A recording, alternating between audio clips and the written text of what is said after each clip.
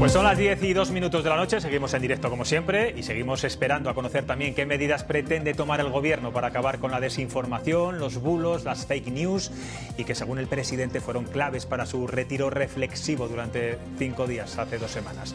Hoy está con nosotros un periodista que durante años puso voz a nuestra profesión como presidente de la FAPE y que tiene una trayectoria dilatada y reconocida por todos ustedes, sobre todo en televisión y prensa. Ha trabajado en medios tan dispares como El País, ABC, Antena 3, Onda Cero, La Cadena SER, y como buen burgalés escribe columnas de opinión en el Diario de Burgos. Actualmente es el presidente de la Comisión de Arbitraje, Quejas y Deontología del Periodismo. Él es Fernando González Urbaneja. ¿Qué tal? Buenas noches. Muy buenas noches. ¿Qué espera que va a hacer el gobierno para regular y combatir y frenar los bulos? Si es que puede hacer algo desde un punto de vista normativo, legislativo. Espero que no haga nada, pero me temo que haga algo malo. O sea, espero que no haga nada porque casi todos los gobiernos han tratado de generar lo que llaman los males de la prensa, los males de la imprenta, decían en el siglo XIX. Y todos los gobiernos han intentado hacer algo. Blair intentó acabar con la BBC, la odiaba, o sea, tenía un sentimiento. Mitterrand tampoco fue muy amable. Felipe González llegó incluso a intentar hacer una ley de libelo que llamaba para acabar con las bulos y todas esas cosas, pero se le acabó la legislatura. Entonces, casi todos los gobiernos lo intentan, casi ninguno lo consigue. Algunos sí lo han conseguido, en Hungría lo han conseguido, los gobiernos y liberales lo consiguen, y yo confío en que no hagan nada y me temo que hagan algo malo. ¿Y en qué sentido sería ese algo malo? Pues los gobiernos en las etapas agónicas producen legislaciones muy deficientes, muy malas. En los momentos de ciclo justo, y además los aliados parlamentarios del gobierno tienen una gran propensión. De hecho, Sumar lleva en su programa electoral una regulación de los periodistas que se parece mucho a la que puso en vigor Franco, copiando a Mussolini. Es el mismo procedimiento: estabular a los periodistas, controlarlos de forma que haya comisiones en las cuales participen los sindicatos.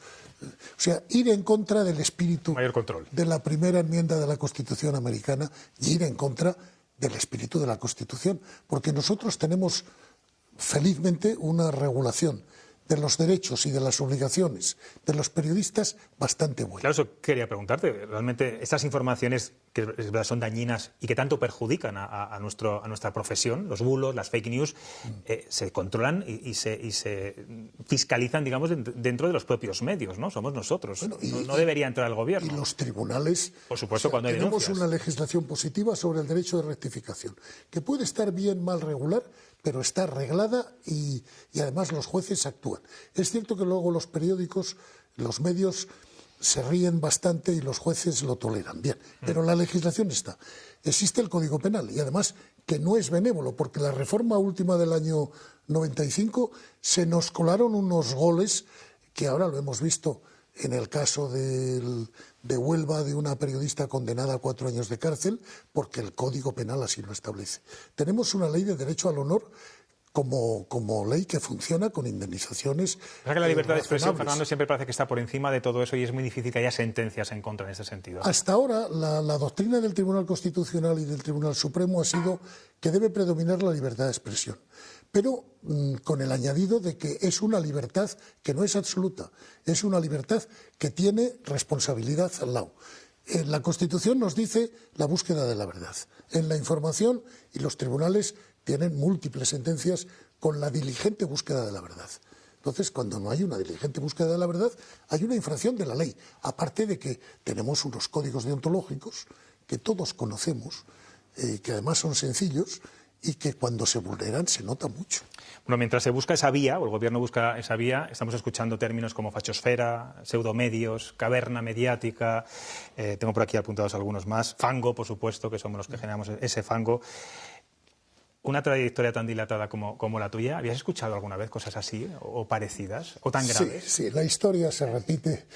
Hemos escuchado. Lo que pasa es que pronunciadas por un presidente del gobierno con intensidad y sin concretar, porque yo, claro, cuando dicen pseudomedios, dígame cuáles. ¿Usted cree que debería, crees que debería señalar con nombre y apellidos cuáles son? Hombre, es que cualquier ciudadano debe señalar y además, siendo un responsable político, debe ir a los tribunales, que es muy sencillo, presentar una demanda civil o penal. Yo no le recomiendo la penal, pero la civil sí la recomiendo. Una demanda civil está, está tirado, es ir aquí en Plaza de Castilla o en Burgos ir allí al TSJ y además al presentar la demanda, que te obliga a presentar una demanda razonada, te armas de valor y te armas de razón para argumentarlo públicamente, pero fachosfera, pues yo a mi nivel cultural no acierto a comprender.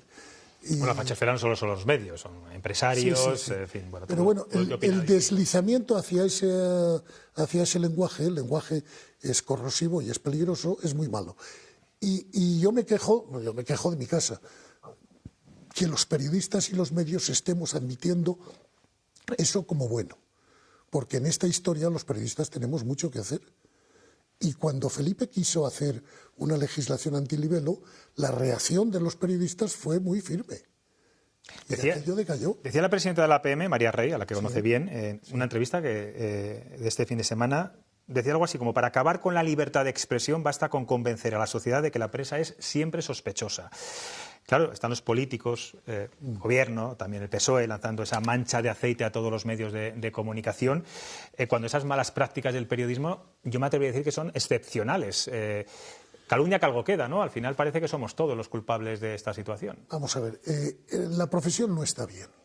O sea, la profesión ha sufrido en los últimos 15 años, sin que nadie haya hecho nada a su favor, un envite económico, profesional y un desarmamiento generalizado en la propiedad de los medios, en la propia competencia entre los medios. Estamos en una situación mala. Claro, cuando tienes una situación interna mala, los ataques externos son más bravos. Y yo por eso reclamo una reacción, no diré corporativa, porque lo corporativo no me gusta, pero una reacción profesional del buen periodismo, que es muy grande, en defensa de la profesión. Y en esta reacción corporativa, ¿serías partidario, por ejemplo, de que las instituciones no convocaran, no acreditarán a esos medios que lanzan bulos que todos podemos tener en nuestra La acreditación imaginación? es un espantajo que se ha colado en algunos sectores de la profesión. La acreditación está en el ejercicio. Regular la profesión como una profesión reglada no es posible. No es posible porque no lo es. Lo mismo que no están reglados los directores financieros. Los directores financieros de la empresa son directores financieros porque les ha puesto su presidente o su consejero delegado, o los directores de recursos humanos. Yo he visto excelentes responsables de recursos humanos, que mira que es, cuyo oficio inicial era enfermero. El responsable de logística, pues no lleva un título acreditativo, lo que lleva es un ejercicio. Que el periodismo es una profesión, cierto. Que la mayoría de la gente que ejerce esta profesión ha pasado por las escuelas o las facultades de periodismo, cierto, pero hay muchísima gente que ha pasado por esas facultades que no ha ejercido la profesión ni la va a ejercer nunca. De manera que el carácter de periodista es mi predecesor en la comisión, Antonio Fontán, que era un hombre sabio, que además era catedrático de latín, decía que periodista es alguien que cree serlo y alguien le paga por ejercerlo. Dice, además, es una cosa muy difícil de definir, pero que todos sabemos lo que es. Está claro. Y entonces periodista es el que ejerce el periodismo. Lo dice el diccionario. Si hablamos del periodismo de opinión, que es el que actualmente ejerces en diferentes medios de comunicación, todo esto que está ocurriendo de alguna forma, yo no sé si te has sentido intimidado por el propio presidente, decir, cuidadito con lo que dices de mí, cuidadito con lo que dices de mi mujer, o si crees que hay columnistas que de alguna forma van a evitar tratar estos temas después de que se hagan hasta listas negras por parte de Óscar Puente. A mi edad y condición no me intimida. A ti no, claro que no. Solo me intimida a mis nietos un poquito. Y yo creo que a muchos compañeros nuestros no. Lo que pasa es que sí se ha producido en este enfrentamiento o ruptura de la sociedad una polarización que que es mala para la sociedad y es pésima para el periodismo. No solo en España, es un fenómeno vinculado al populismo que tiene raíces más profundas y que conviene combatir porque es un peligro grave, es un peligro que atenta a la prosperidad, a la libertad, al futuro de las futuras generaciones. A mí me preocupa en este momento este país porque no hay un respeto al contrario, y sin respeto al contrario, sin respeto al adversario, no hay democracia que funcione. ¿Qué te parece que el presidente del Gobierno, por ejemplo, el otro día, cuando explicó en esa conferencia de prensa, porque no había convocado a los medios, el porqué de esos 5 días recluido de reflexión, no hubiera medios, no se le pudiera preguntar, y las primeras entrevistas que ha concedido, sea la Televisión Española, Cadena SER y El País, vamos a decir, digamos, los medios más Pues amigos? me parece muy indicativo de la situación. Es decir, cuando no admites preguntas, pues mal asunto. Cuando te amparas en los medios en teoría más afines, que tampoco es que sean más afines, pues mal asunto. El propio presidente, cuando se vio en trance de perder las elecciones, se le encendió una bombilla y fue a todos los medios, fue a todas las cadenas. Lo que pasa es que, bueno, casi todas, pero bueno, fue a bastante. Bueno, algunas que critica mucho actualmente. Pero ese arrepentimiento le duró solo la campaña electoral. Bueno, eso suele pasar, ¿eh? Todos los partidos lo hacen, ¿eh? Les pides entrevistas, te dicen que no, ahora llega la campaña electoral y son ellos los que te llaman a ti, lamentablemente. Mal hecho, porque tener miedo a una entrevista en la cual pregunten lo que te pregunten, tú vas a decir lo que te convenga, pues la entrevista normalmente, sobre todo si es en directo, tiene bajos riesgos. El que tiene miedo a una entrevista es porque no da la talla. No está muy seguro. Como presidente de una comisión que vela por la deontología del periodismo en nuestro país, ¿qué salud tienen los medios españoles desde un punto de vista ético, vamos a decirlo así? Confusa. Mira, este año hemos tratado, desde que yo soy presidente, me parece 12 casos de reclamaciones sobre carácter deontológico, ¿no? 7 hemos resuelto a favor de los medios. El demandante no tenía razón. Y 5 en contra de los medios. El demandante tenía razón. Pero es curioso. Hay medios, casi todos los medios, cuando les pasamos la reclamación, responden. Responden bien. Algunos dicen, ¿quién son ustedes para meterse conmigo? Váyanse al infierno. No obstante, nos mandan alegaciones explicando lo que han hecho de 5, 6, 7 folios.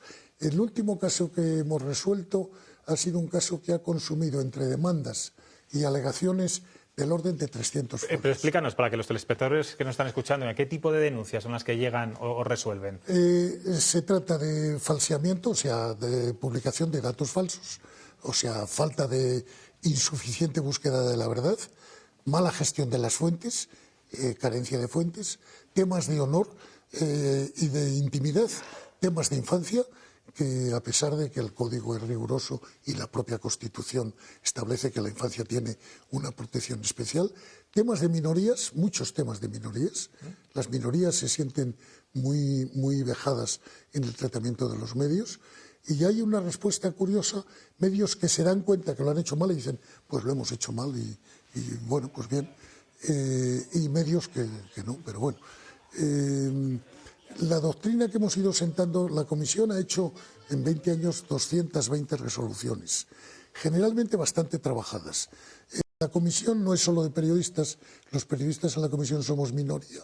Hay juristas y hay personas de reconocido prestigio. Y hay un ponente y solemos discutir los temas. Oye, 10 o 12 horas lleva cada tema. O sea que... Está trabajado, está trabajado. Y las resoluciones, yo creo que merece la pena leerlas. Hay algunas malas, otras regulares y alguna buena. Antes de pasar las preguntas a nuestros compañeros, quiero hacer una pregunta casi personal. Sí. Una persona que ha trabajado tanto en televisión, yo le recuerdo mucho en Antena 3. Yo no tengo Bueno, sí. Ah, no tiene recuerdo. No. ¿Qué siente? Yo creo que era un hermano mío. ¿Qué siente cuando vuelve a un plato de televisión? Ninguna angustia, ninguna añoranza, ningún... Nada. No. Yo me siento periodista de prensa escrita y me gusta escribir. La televisión es un artilugio que no me impresiona. Su hermano lo hacía muy bien, ¿eh? Sí, yo recuerdo. me alegro. Carmelo. ¿Qué tal? Muy buenas, Buenas noches. Bueno, en la cumbre de Davos, en la última cumbre de Davos, que es un foro internacional donde son poco sospechosos de ser bolcheviques, la verdad, se alertó muy seriamente sobre los riesgos de la desinformación. Voy a citar textualmente la frase que dijeron en la conclusión final. La mayor amenaza en 2 años es los peligros de la desinformación, que favorece la polarización y los conflictos armados. Fue el primer problema detectado en la encuesta que hicieron a los asistentes. Sí, entonces, ahora, la pregunta es, ¿cómo responder, digamos, a esa deriva, a esto que alerta el Foro de Davos, sin vulnerar la libertad de prensa? No sé, tenemos que ser a lo mejor nosotros, los propios periodistas, los que estemos encima regulando para que la desinformación no anegue una profesión, porque a nosotros nos perjudica. El propio Foro de Davos daba la respuesta, porque el lema que recogía todas las sesiones, incluida esta en la que detectaron la desinformación, era recuperemos la credibilidad. Y yo creo que en el periodismo la clave en este momento es recuperar la credibilidad. Sí, pero esa es una carrera de fondo larga, pues no es fácil, Hombre, construir credibilidad lleva tiempo y destruirla poco. No, y sobre todo porque además es que, digamos, las nuevas perchas digitales favorecen a las redes, las bulos. Son excusas. Bueno, pues es una excusa, pero lo cierto es que están dañando la... Echando de la culpa a las redes, lo que hay que hacer en las redes es perderlas el respeto y perderlas lo que hay que perderlas. Por ejemplo, los periodistas no pintamos nada en las redes, porque además nos perturban muchísimo. Primero porque nos critican, cosa que no nos gusta nada. Juzgan nuestro trabajo. Además, nosotros no estamos para que juzguen nuestro trabajo. Si lo hacemos mal, que nos denuncien y tal. Entonces, o que no nos compren. O que no nos compren, que además es lo más fácil. Yo creo que he propuesto desde hace muchos años que al contrato de trabajo de los periodistas se le cosa con una grapita el código deontológico. Me da lo mismo cuál.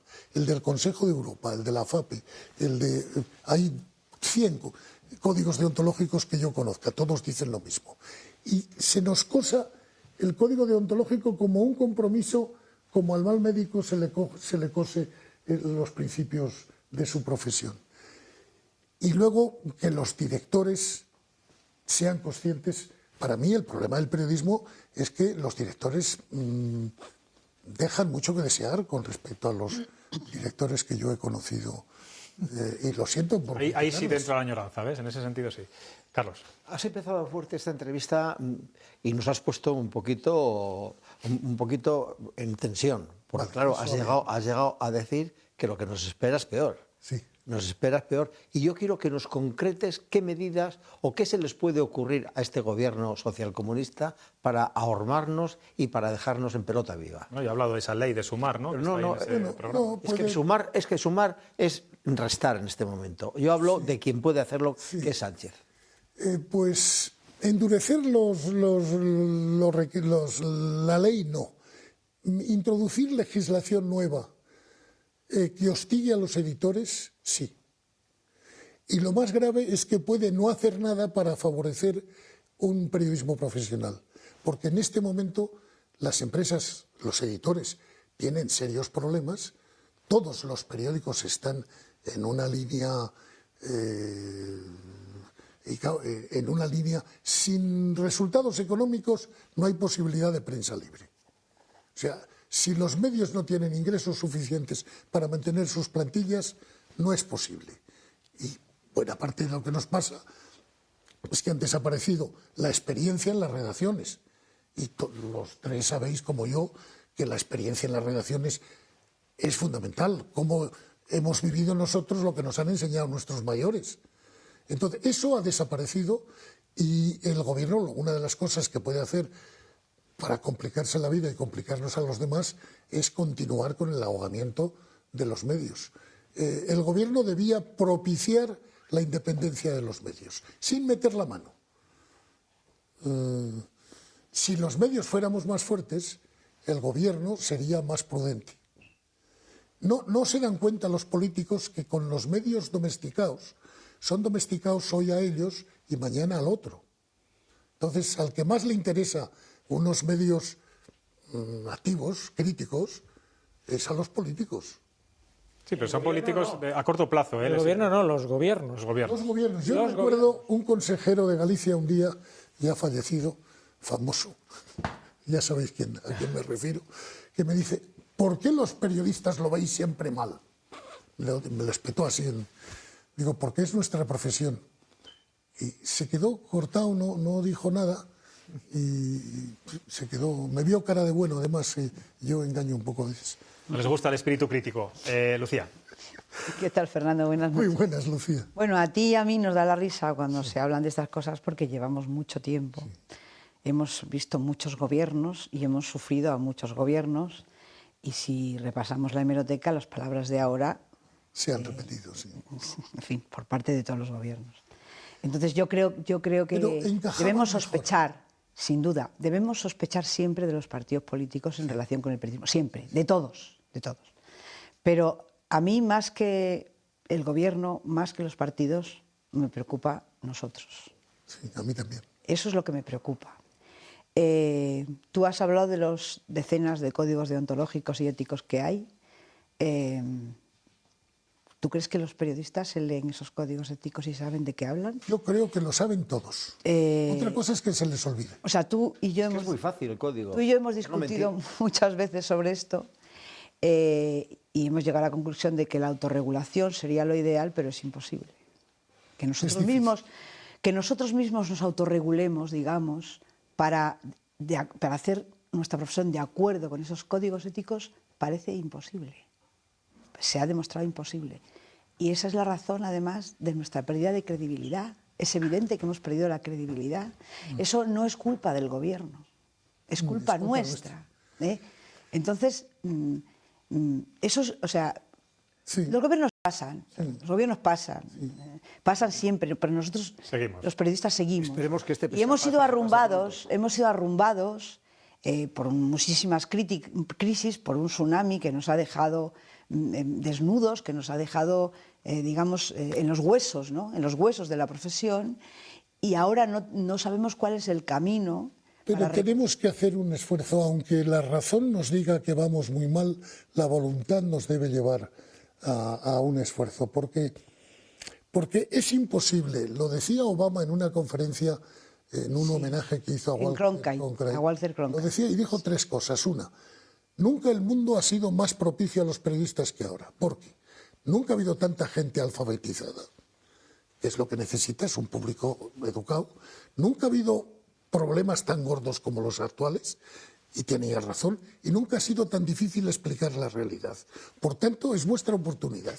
Ya, Walter Cronkite era un periodista que era el norteamericano en el que más confiaban los norteamericanos en los años 50, 60, y nadie sabía a qué partido votaba. O sea, dime a mí tú si realmente en este mundo de hoy eso se puede decir de alguien. Bueno, las trincheras que decías tú antes. Claro. O sea, cavar la trinchera. Ahora, Cronkite, acuérdate que defendió a J. Simpson. Sí. Bueno, pero eso cuando es que eso, o sea, eso no cuando era confiable.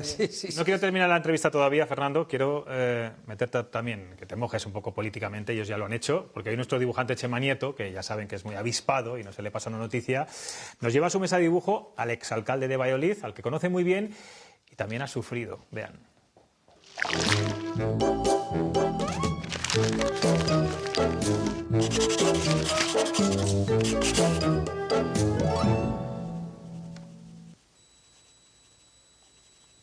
Hay noticias que no entiendo por más lámparas que enciendo.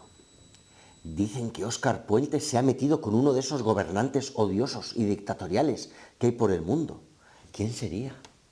¿Sería Vladimir Putin? ¿Sería Kim Jong-un? ¿Sería Xi Jinping? ¿Sería Bashar al-Assad? ¿Sería Alexander Lukashenko? ¿Sería Díaz-Canel? ¿Sería Nicolás Maduro? ¿Sería Daniel Ortega?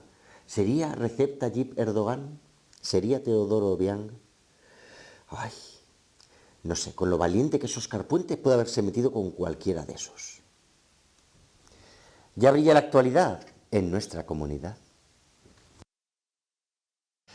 Bueno, pues ahí lo ven, sapos y culebras salen de la boca de Óscar Puente. ¿Algo que decir sobre todo esto? ¿Quieres dar tu opinión? A mí Óscar Puente no me interesa nada, aparte de que el Ministerio de Obras Públicas trata muy mal a Burgos, cosa que me sienta muy mal. Y entonces me interesa... Pero eso históricamente, no el ministro que acaba casi de empezar. Sí, se lo he dicho a varios, porque Fíjate, el otro día estuve en el Ministerio de Industria y me paré en el cuadro de retratos. Dije, a ver a cuántos conozco. Y en mi vida profesional he tratado con 17 ministros de Industria. Bueno, pues nada. Dije, pobrecitos, habían muerto ya 12. Ahí está pendiente esa circunvalación de Burgos, ¿no? Ese tren Aranda, Madrid-Aranda, en fin. Sí, sí. Bueno. Y la carretera Aguilar y la carretera Logroño. Estamos muy maltratados. Pues mira, ese mensaje para Óscar Puente. Fernando González Urbaneja, ha sido un placer escucharte. Y con estos compañeros está uno muy bien acompañado. Gracias por estar aquí en este pequeño rincón también de tu tierra, de Castilla y León. Sí. Gracias. Gracias. Carmelo, Carlos, Lucía, como siempre, Buenas gracias.